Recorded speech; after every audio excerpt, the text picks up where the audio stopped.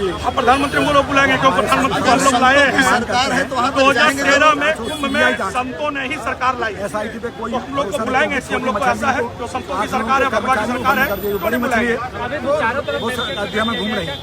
प्रधानमंत्री का आदेश आएगा, हम लोग को विश्वास है प्रधानमंत्री को लाने वाले हम सभी संत सही है। 2013 के कुंभ को नहीं भूलना चाहिए।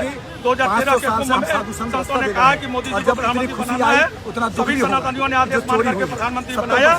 तो आज मोदी जी हम लोग को बुलाएंगे और हम लोग को एहसास है।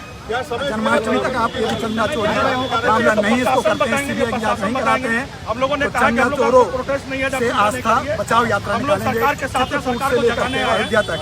नरेंद्र मोदी, अमित ഷാ, യോഗി ആദിത്യനാഥൻ, ബി ജെ പി ഗവൺമെൻറ്റുകൾ ഒക്കെ രാജ്യത്ത് വലിയ പ്രതിസന്ധി നേരിട്ടുകൊണ്ടിരിക്കുകയാണ്.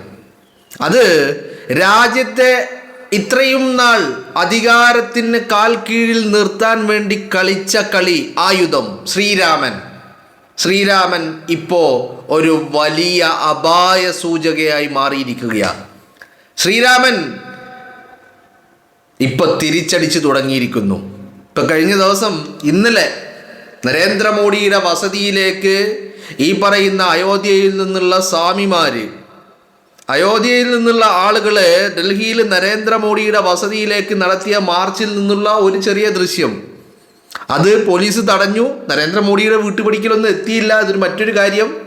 രാഹുൽ ഗാന്ധി എത്തിയതുപോലെ നരേന്ദ്രമോദിയുടെ വസതിക്ക് മുന്നിലേക്ക് എത്താൻ അവർക്ക് സാധിച്ചില്ല, അത് തടഞ്ഞു. എന്നിരുന്നാലും രാമൻ തിരിച്ചടിക്കുകയാണ്. ബി ജെ പിയെ സംബന്ധിച്ചിടത്തോളം വലിയ ആശങ്കയാണ്. കാരണം ഈ പറയുന്ന അരുണാചൽ പ്രദേശ്, ഹിമാചൽ പ്രദേശ്, അതുപോലെ അരുണാചൽ പ്രദേശും ഉത്തർപ്രദേശും, ഈ രണ്ട് സംസ്ഥാനങ്ങളിൽ വരുന്ന 2027 നിയമസഭാ തെരഞ്ഞെടുപ്പ് വരാൻ പോവുക. നിയമസഭാ തെരഞ്ഞെടുപ്പ് വല്ലാത്ത രീതിയിൽ ഇപ്പോൾ ബി ജെ പി എന്താ പറയേണ്ടത്, ഹൈക്കോടതിയിലാണെങ്കിലും അല്ലെങ്കിൽ അന്വേഷണ റിപ്പോർട്ടുകളാണെങ്കിലും ഒക്കെ പുറത്തേക്ക് വിടുന്നുണ്ട് ചന്ദാചോരിയുമായി ബന്ധപ്പെട്ട്. യഥാർത്ഥത്തിൽ രാമക്ഷേത്രം ഉണ്ടാക്കിയത് തന്നെ കൊള്ളയടിക്കാനാ. ഇവിടെയാണ് എന്തിനാ ബാബരി മസ്ജിദ് പൊളിച്ചത്? എന്തിനാ ബാബരി മസ്ജിദ് പൊളിച്ച് രാമക്ഷേത്രത്തിന് വലിയ ഒരു ഹൈപ്പ് ഉണ്ടാക്കിയത്? എന്തിനാ രാമക്ഷേത്രം രാജ്യത്തിൻ്റെ ഏറ്റവും വലിയ ശ്രദ്ധാ കേന്ദ്രമാക്കി മാറ്റിയത്? കാരണം ബി ജെ പിയെയും സംഘപരിവാറിനെയും സംബന്ധിച്ചിടത്തോളം രാമക്ഷേത്രത്തിന് ഒരു വലിയ ഹൈപ്പ് ഉണ്ടാകണം. രാമക്ഷേത്രം അതൊരു ശ്രദ്ധാ കേന്ദ്രമായി മാറണം. കോൺസെൻട്രേഷൻ മുഴുവൻ രാമക്ഷേത്രത്തിലേക്ക് മാറണം. കാരണം എന്താ? എന്നാൽ ആ ഫണ്ട് ഉണ്ടാകുള്ളൂ. രാമക്ഷേത്രം നിർമ്മാണം മുതൽ ഈ നിമിഷം വരെ കൊള്ളയുടെ പ്രതിരൂപമായി മാറിയിരിക്കുക. സാധാരണഗതിയിൽ ഈ പറയുന്ന ക്ഷേത്രങ്ങളിലും അല്ലെങ്കിൽ ഈ പറയുന്ന വിശ്വാസ കേന്ദ്രങ്ങളിലൊക്കെ ചില തിരിമറികളൊക്കെ പലരും നടത്തിയിട്ടുണ്ട്, അല്ലേ? പക്ഷെ അതിൽ ഈ പറയുന്ന വിശ്വാസികൾക്കതിൽ കൈയുണ്ടായിരുന്നില്ല. എന്നാൽ രാമക്ഷേത്രം കൊള്ളയടിച്ചതാരാ? രാമക്ഷേത്രം ഉണ്ടാക്കിയവര്, രാമക്ഷേത്രം പണിതവര്, അവിടെ പ്രാണപ്രതിഷ്ഠ നടത്തിയവര്, അതിൻ്റെ മുന്നിൽ നിന്ന് നയിച്ചവര്, അതിനുവേണ്ടി രാജ്യത്ത് കലാപമുണ്ടാക്കിയവര്, അതിനുവേണ്ടി ബാബരി മസ്ജിദ് തല്ലിത്തകർത്തവര്, ഇവരാണ് രാമക്ഷേത്രം ഉണ്ടാക്കിയത്. ഇവരാണ് രാമനെ കൊള്ളയടിച്ചത്. ആലോചിക്കണം. അപ്പോൾ ബി ജെ പിയുടെ പർച്ചേസിങ്ങുകൾ, അത് എം എൽ എമാരെ പർച്ചേസ് ചെയ്തിട്ടുണ്ട്, എം പിമാരെ പർച്ചേസ് ചെയ്തിട്ടുണ്ട്, നീതിന്യായ വ്യവസ്ഥയെ പർച്ചേസ് ചെയ്തിട്ടുണ്ട്, ജുഡീഷ്യറിയെ പർച്ചേസ് ചെയ്തിട്ടുണ്ട്, രാജ്യത്തെ തെരഞ്ഞെടുപ്പ് കമ്മീഷനെ പർച്ചേസ് ചെയ്തിട്ടുണ്ട്, രാജ്യത്തെ സിസ്റ്റത്തെ പർച്ചേസ് ചെയ്തിട്ടുണ്ട്. അങ്ങനെ നിരവധി അനവധി പർച്ചേസിങ്ങുകൾക്ക് എല്ലാം ഫണ്ട് കണ്ടെത്തിയത് ഈ പറയുന്ന രാമക്ഷേത്രത്തിൽ നിന്നാണ്. രാമക്ഷേത്രത്തിലേക്ക് ഒഴുകുന്നത് കോടാനുകോടികൾ, ആയിരക്കണക്കിന് കോടി രൂപയാണ് ഓരോ ദിവസത്തെയും വരുമാനം എന്ന് പറയുന്നത്. ആ രാമക്ഷേത്രത്തിൽ നിന്ന് കൊള്ളയടിച്ചു എന്ന് പറയുമ്പോൾ നിങ്ങൾ ചോദിക്കും, ഇതിന് തെളിവുണ്ടോന്ന്? ഇതിന് തെളിവില്ല. ഇതിന് തെളിവ് കണ്ടെത്താനും കഴിയില്ല. ഇതിന് തെളിവ് ഇപ്പോൾ രാമക്ഷേത്രത്തിൽ വരുന്ന സംഭാവനകൾക്ക് റെസീപ്റ്റ് കൊടുത്താൽ, രേഖകൾ ഉണ്ടായാലല്ലേ കൊള്ളയടിച്ചതിന് തെളിവുണ്ടാവുകയുള്ളൂ.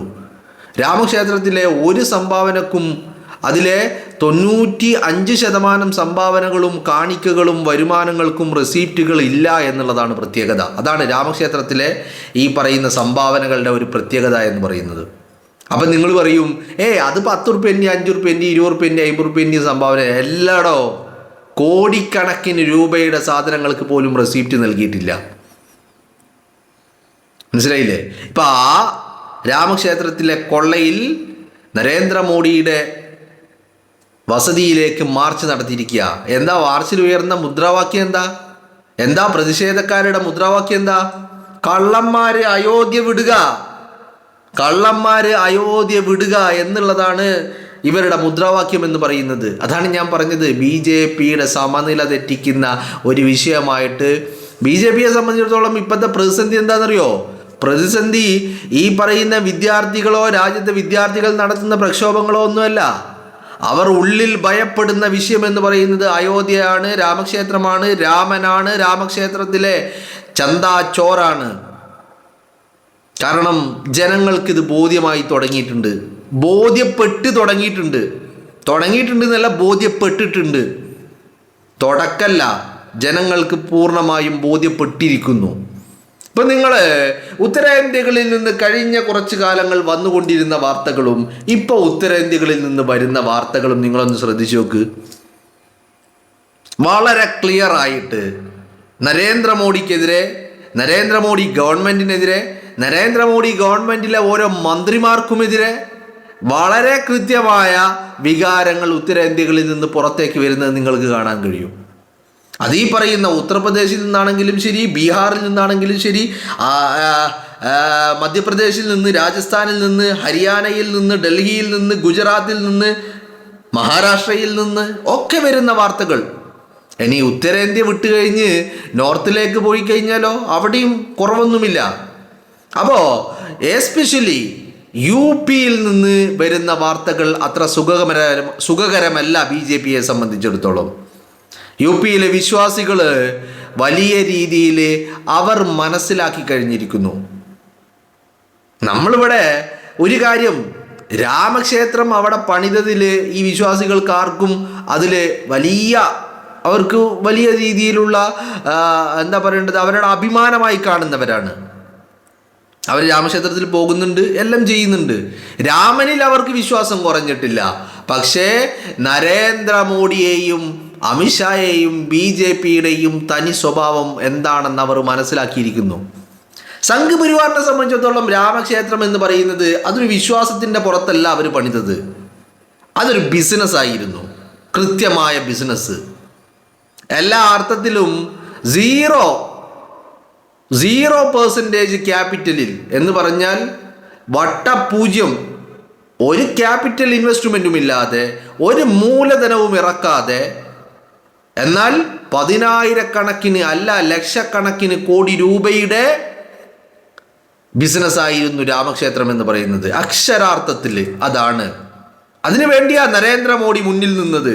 കാരണം നരേന്ദ്രമോദിക്കറിയാം, BJPക്കറിയാം, സംഘ് പരിവാറിനറിയാം, മുന്നോട്ടുള്ള യാത്രക്ക് ഈ അധികാരം എന്നെന്നും കാൽക്കീയിൽ ഉണ്ടാവണമെങ്കിൽ പണം വേണം, ഫണ്ട് വേണം.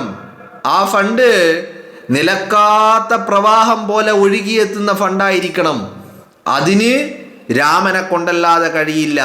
രാമനെ കൊണ്ട് ജനങ്ങളുടെ വിശ്വാസം ചൂഷണം ചെയ്തിട്ട് ഫണ്ട് ഉണ്ടാക്കണം എന്നുള്ളതായിരുന്നു ലക്ഷ്യം. അതിനു വേണ്ടിയാണ് ഈ പറയുന്ന രാമക്ഷേത്രം തന്നെ നിർമ്മിച്ചത്. അപ്പോൾ എന്താണെങ്കിലും ഈ UPയിൽ നിന്ന്, അയോധ്യയിൽ നിന്നുള്ള സ്വാമിമാരടക്കം നരേന്ദ്രമോദിയുടെ വസതിക്ക് മുന്നിലേക്ക് എത്തുന്നുണ്ടെങ്കിൽ ഒരു കാര്യം BJPക്ക് വ്യക്തമായിട്ടുണ്ട്. ഖത്തം ഖത്തം, ടാറ്റ, ബൈ ബൈ. രാഹുൽ ഗാന്ധിയുടെ വാക്കുകളാണ്. രാഹുൽ അത് വെറുതെ പറഞ്ഞതല്ല. കാരണം ഇതാണ് UPയിൽ നിന്നുള്ള വികാരങ്ങൾ എന്ന് പറയുന്നത്. ഇപ്പോൾ UPയിൽ നിന്ന് വരുന്ന വാർത്തകളും അത്തരത്തിലാണ്. ഒരുപക്ഷെ BJP എല്ലാ അർത്ഥത്തിലും ഈ പറയുന്ന സംഘ് പരിവാറുമായി അല്ലെങ്കിൽ RSSുമായി ചേർന്നിട്ടാണുള്ളത്. തെരഞ്ഞെടുപ്പിനെ അട്ടിമറിക്കാനുള്ള ശ്രമങ്ങൾ ഒരു ഭാഗത്ത് നടത്തും. അപ്പോൾ തെരഞ്ഞെടുപ്പിൽ എന്തായിരിക്കും വികാരം എന്നറിയാൻ വേണ്ടിയിട്ടാണ് ഇപ്പം ഈ കഴിഞ്ഞ ഒരു 3 ഉപതെരഞ്ഞെടുപ്പുകൾ കഴിഞ്ഞ ആഴ്ചയിൽ നടന്നല്ലോ, റിസൾട്ട് വന്നല്ലോ. ആ ഉപതെരഞ്ഞെടുപ്പുകൾ അവർ ഫ്രീ ആയി വിട്ടുകൊടുത്തു. എന്തായിരിക്കും ഒരു പൊതുവികാരം, എങ്ങനെയായിരിക്കും എന്നുള്ളത് അറിയാൻ വേണ്ടിയിട്ട്. അത് അവർക്ക് ആ വികാരം മനസ്സിലായിട്ടുണ്ട്. എന്ന് പറഞ്ഞാൽ ജനം നമ്മളോടൊപ്പമല്ല എന്നുള്ളത്. ഇപ്പോൾ തെരഞ്ഞെടുപ്പിനെ അട്ടിമറിച്ചാലാ ഇനിയും നിലനിൽപ്പുള്ളൂ എന്നുള്ളത് തന്നെയാണ്. എന്ന് പറഞ്ഞാൽ BJP ടെസ്റ്റ് ചെയ്തത് ഇത്രയൊക്കെ പണിയെടുത്തിട്ടും ഇതൊക്കെ വിദ്വേഷം ഉണ്ടാക്കിയിട്ടും വെറുപ്പ് പ്രചരിപ്പിച്ചിട്ടും എന്തേ ജനം നമ്മുടെ കൂടെ നിൽക്കാത്തത്?